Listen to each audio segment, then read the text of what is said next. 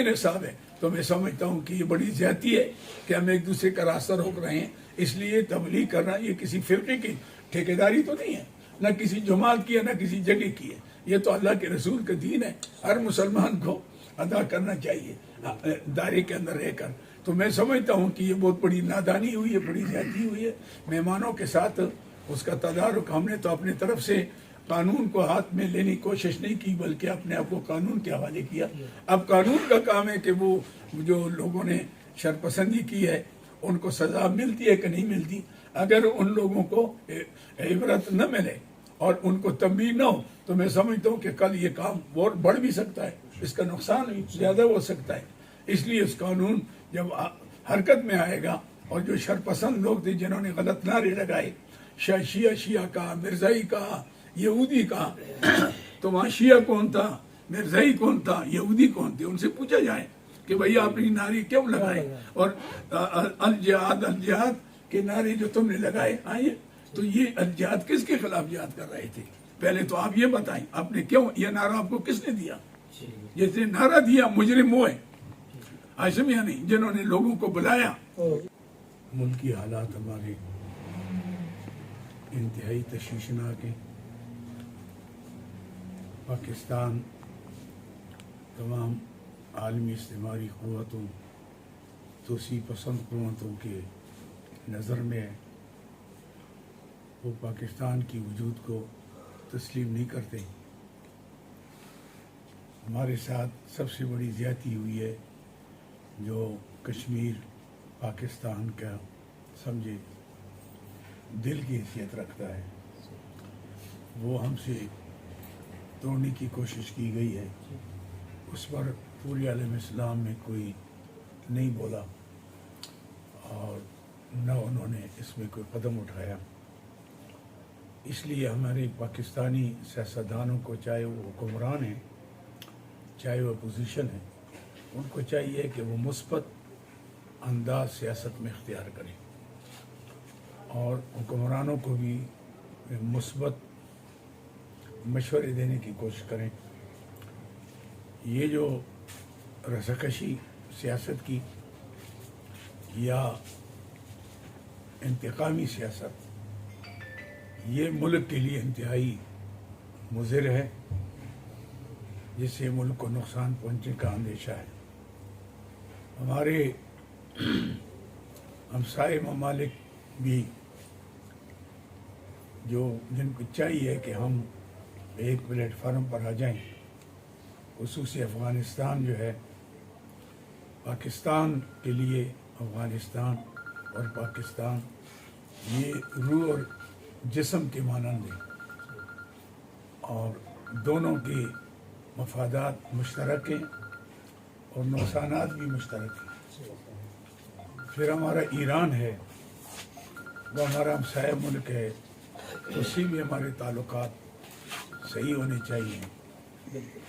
کیونکہ جب ملک کے خلاف سازش ہو تو ہمسائے میں جب تک ہمارے اندر اور ہمسایوں کے ساتھ اچھے تعلقات نہ ہوں تو پاکستان کی وجود کو نقصان پہنچ سکتا ہے، دشمن پہنچا سکتا ہے. تو میں تو یہی کہوں گا کہ اس وقت اپوزیشن جو ہے وہ بھی منفی سیاست میں ہے اور حکومت جو ہے وہ انتقامی سیاست میں ہے. یہ دونوں جو ہیں یہ ملک کے لیے مفید نہیں ہے. ملک پاکستان ہوگا تو ہمارے سب کچھ ہوگا، حکومت بھی ہوگی، وزیر بھی بنیں گے، قومی نمائندے بھی بنیں گے. اس لیے پاکستان سب سے مقدم ہے. اور پھر پاکستان کا نظام جو ہے جس مقصد کے لیے بنایا گیا تھا، اصل میں پاکستان مسالستان اس لیے بنائے کہ اس میں اصل نظریہ پاکستان کو ہم نے فراموش کر دیا ہے. آپ نے دیکھا کہ پاکستان بنتی ہوئی پہلی قرارداد پہلی اسمبلی میں جو پاس ہوئی تھی، لیاقت علی خان مرحوم نے جو پاس کرائی تھی کہ اس ملک کا حاکم اعلیٰ اللہ ہوگا، اس ملک کا نظام کتاب و سنت ہوگا. یہ آپ کے قرارداد مقاصد ہے جو آپ کے آئین کا حصہ ہے. پھر 31 علماء چاروں مکاتب فکر کے وہ اکٹھے ہو گئے 15 دن کراچی میں. انہوں نے 22 نکات مرتب کیے. اس میں بریلوی، دیوبندی، شیعہ، اہل حدیث چاروں مکاتب فکر کے علماء 31 علماء پر مشتمل 22 نکات بنے، وہ بھی آپ کے آئین کا حصہ ہے۔ پھر آپ کے 73 کا آئین کہ جس میں مذہبی سیاسی تمام جماعتوں نے شرکت کی اور بالاتفاق آپ کا آئین بنا، اس آئین کا بھی حصہ ہے، دفعہ ہے کہ بھئی 10 سال کے اندر اندر تمام قوانین کتاب و سنت کے مطابق بنائے جائیں گے، اور جو قوانین کتاب و سنت کے خلاف ہیں آج سے وہ کتاب و سنت کے مطابق ہوں گے، کوئی فیصلہ اس کے بعد کتاب و سنت کے خلاف نہیں ہوگا۔ لیکن ہم نے 73 کے آئین کو بھی فراموش کیا، ہم نے 22 نکات کو بھی پیچھے ڈالا، ہم نے قرارداد مقاصد کو بھی فراموش کیا، جس وجہ سے ہمارے سارے مسائل جو ہیں اس وقت وہ حل نہیں ہو رہے، اور جن بنیادوں پر ہم حل کرنا چاہتے ہیں وہ بنیادیں حل کرنے کی نہیں ہیں۔ سب سے پہلے اس ملک کا نظریہ جو ہے اس کو عملی جامہ پہنانا چاہیے، اور پھر چاہے اپوزیشن میں ہو، چونکہ اپوزیشن کا مطلب یہ ہے کہ وہ حکومت کی رسکشی نہ کرے بلکہ حکومت کو مشورے دے، اچھے مشورے دے، اور حکومت کو چاہیے کہ اپوزیشن کے اچھے مشورے لے۔ یہ نہیں ہے کہ ہمارے مخالف جو مشورہ دے رہے ہیں ہم ان کو نہیں مانیں گے کیونکہ ہمارا مخالف ہے، یہ تو نہیں ہے، یہ نہیں ہے۔ ان کو چاہیے کہ ان کے اچھے مشورے لیں اور سر جوڑ کر اس ملک کی بقا و سلامتی کے لیے ہم نے کام کرنا چاہیے۔ ایک تو ذمہ داری ہمارے سیاستدانوں کی ہے، دوسری ذمہ داری ہمارے علماء کی ہے، چونکہ ہمارے اکابر نے پاکستان کے بنانے میں کلیدی کردار ادا کیا ہے۔ اس وقت آج پاکستان کے بچانے کے لیے بھی ہم فرقہ واریت کو پس پش ڈال کر آپس میں اختلافات چھوڑ کر ایک پلیٹ فارم پر تمام مکاتب فکر کے علماء آئیں کہ نظریہ پاکستان کے لیے ہمیں کیا خدمت کرنی چاہیے اور کیا کردار ادا کرنا چاہیے۔ تو اگر ہم بھی اپنے اس پر آ جائیں اور جو ہمارے اکابر نے جو قربانیاں دی ہیں اس کو ہم سامنے رکھ لیں، اور ہمارے حکمران بھی دیکھ لیں کہ ملک بنا کس کے لیے تھا، ہو کیا رہا ہے، یہ ہو کیا رہا ہے۔ یہ جو فحاشی اوریانی اور یہ جو بے روی کے ہم شکار ہیں، لا قانونیت کے ہم شکار ہیں، تو اس کو تو ہم نے دیکھنا چاہیے کہ اس وقت ملک مسالستان بنا ہوا ہے، ایک مسئلہ نہیں ہے، دو مسئلے نہیں، مسالستان ہے۔ تو اس لیے ہمیں چاہیے کہ اس پر ہم غور کریں کہ یہ مسائل کیوں پیدا ہوئے۔ آج کل جو بیماری ہے میں تو سمجھتا ہوں ہمارے بدعمالی کا نتیجہ ہے کہ ایک ہوا چل رہی ہے اور پوری دنیا اس کے مقابلے سے عاجز ہے، اور ابھی تک اس کا کوئی علاج نہیں ہے۔ تو میں سمجھتا ہوں اس کے لیے توبہ استغفار، اللہ کی طرف رجوع ہونا چاہیے، اللہ کے پیارے پیغمبر صلی اللہ علیہ وسلم کے ساتھ اپنا رشتہ مضبوط رکھنا چاہیے۔ اللہ رب العزت یہی فرماتے ہیں کہ جب ظاہر الفساد فی البر والبحر بما کسبت النساء، اللہ تعالیٰ نے یہ دریاؤں میں اور خشکیوں میں یہ فساد جو ہے یہ تمہارے اعمال کی وجہ سے ہے، ہاتھوں کی وجہ سے ہے، لیذیق بعض الذین، تاکہ اللہ سزا دے ان کو جو بعض ہم گناہ کرتے، وَلَعَلَّهُمْ يَرْجِعُونَ، چاہے ہم لوٹ جائیں، اپنے اعمال سے لوٹ جائیں۔ تو ہم نے اب غور ہی نہیں کیا، ہم تو علاج کی طرف تو جا رہے ہیں، اسباب کی طرف جا رہے ہیں، مسبب الاسباب کی طرف نہیں جا رہے ہیں۔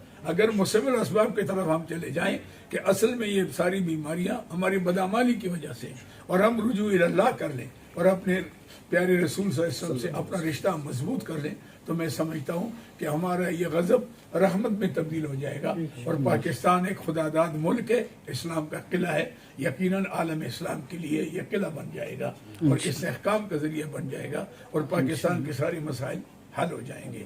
یہ جو درمیان میں مسئلہ ہوا 76 پلین کا جو آپ فرما رہے تھے، تو میں سمجھتا ہوں کہ یہ بھی ہمارے یہ جو فرقہ واریت ہے اور یہ جو باہمی تعصب ہے یہ اس کا نتیجہ ہے۔ ہم نے تو سمجھتے تھے کہ تبلیغی جماعت جو ہے ایک واحد جماعت ہے جو فرقہ واریت سے دور رہ کر صرف اسلام کے لیے کام کرتی ہے، اور یقیناً اس کے اثرات بھی بہت اچھے تھے۔ تو میں سمجھتا ہوں کہ درمیان میں کوئی ایسے دشمن آ گئے ہیں، کوئی جاسوس آ گئے ہیں، کوئی ایجنسیوں کے لوگ آ گئے ہیں کہ انہوں نے ان کو آپس میں تقسیم کر لیا ہے، اور ایک کو جناب علی کی بسی نظام الدین کی ترتیب پر چلیں، دوسرے راوینٹ کی ترتیب پر بھی چلیں۔ بھائی راوینٹ بھی بسی نظام الدین کی ترتیب سے چل رہا تھا، کیونکہ بسی نظام الدین مولانا الیاس رحمۃ اللہ علیہ نے اس کی بنیاد رکھی ہے، اور انہوں نے جو کام کیا ہے وہ عظیم کام ہے جو پوری دنیا میں پھیل گیا ہے۔ اس کا مطلب ہے یہ کام اللہ کے مقبول ہے۔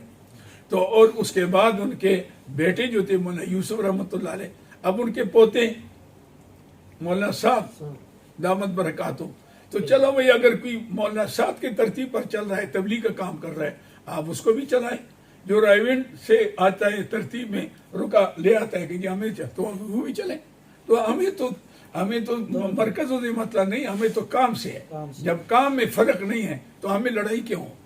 لڑائی تو تب ہوگی کہ ہمارے نظریات میں اختلاف ہو، ہمارے اس میں ترتیب میں اختلاف ہو تبلیغ کے، کہ ان کا نصاب اور ہو، ان کا نصاب اور ہو. جب ایک ہی نصاب ہے تو میں سمجھتا ہوں کہ یہ بڑی زیادتی ہے کہ ہم ایک دوسرے کا راستہ روک رہے ہیں.